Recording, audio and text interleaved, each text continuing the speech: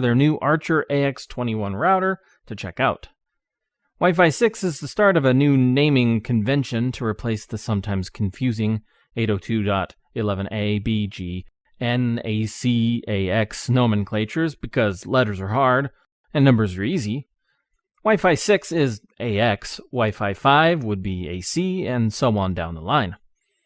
Let's briefly talk about what's new with Wi-Fi 6, the TP-Link AX21. It's a dual-band router with theoretical speeds up to 1.8 gigabits per second, and because it's Wi-Fi 6, it'll be able to manage more devices, which is good for all those smart devices. You get a 1.5 gigahertz quad-core processor, which is just a spec, it's not a Wi-Fi 6 thing, access to the newest Wi-Fi encryption, WPA3, and a USB 2.0 port, which is also not a Wi-Fi 6 thing. Wi-Fi 6 also promises smoother streaming, while slightly saving battery life on your devices. Here are some specs. Some cheaper routers or access points will save money by having the 5.0 GHz channel be the only Wi-Fi 6 band, making the 2.4 GHz band still only Wi-Fi 5 or AC. This router appears to have both bands be true Wi-Fi 6, which is good. The router comes in at $100. Feels like it's good quality. The antennas are nice and stiff. You also get one ribbon Ethernet cable and the power adapter. Nothing fancy here, but you get what you need. This plastic was a bit of a pain to get off. On the back you get a WPS button that also looks like it lets you disable the Wi-Fi, a reset button, and a button to turn off the LEDs on the front. You also get a USB 2.0 port as discussed, WAN port, 4 LAN ports, power button, and the port to power it. Setting it up was easy. Connect your computer or laptop to the router with a provided cable or get on Wi-Fi. Then type in 192.168.0.1 into your browser address bar and go through the steps. It'll prompt you to create a password to use to log into the router, and then it runs you through a few of the steps to get it set up. It may update, and then will prompt you to sign up for their cloud service, which will let you manage your router from anywhere, but it's totally optional. You can also download the app Tether and set up the router on your phone.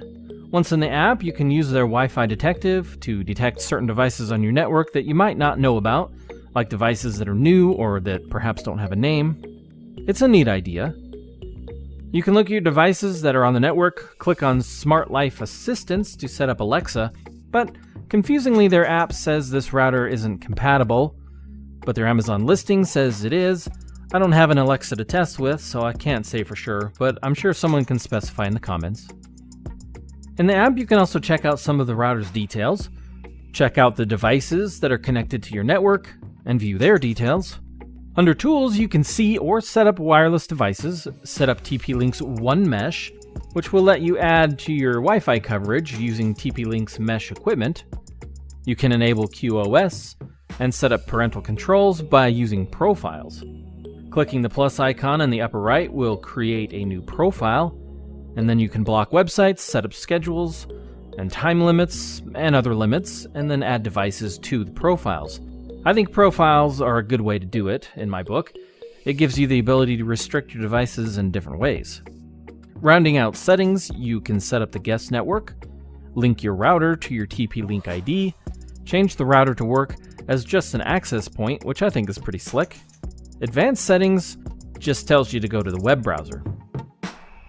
In the web browser, you can mess with everything we mentioned in the app, plus a few other things, notably MAC cloning, LAN settings, address reservation, dynamic DNS, port forwarding, configuring the USB storage device, MAC binding, configuring OpenVPN, changing IPv6 settings, checking system logs, and of course more. As far as the coverage goes, that heat map shows the coverage is actually really good, with the average decibel rating being about 43. Average link speeds stayed in the 500s, and the stats were just about as good on the second floor. Speed tests would go up to 280 megabits per second over the internet, and as much as 103 megabytes, or 824 megabits per second over the local network. With Wi-Fi 6's WPA3 security, you would get better protection for simple passwords, better encryption, and making it easier to add your IoT devices to your Wi-Fi. But you won't get all the benefits of Wi-Fi 6 unless your devices support it. If you don't have any Wi-Fi 6 devices, then don't upgrade just for Wi-Fi 6 alone quite yet. If you do have compatibility issues, you can disable the Wi-Fi 6 on here and you should be good.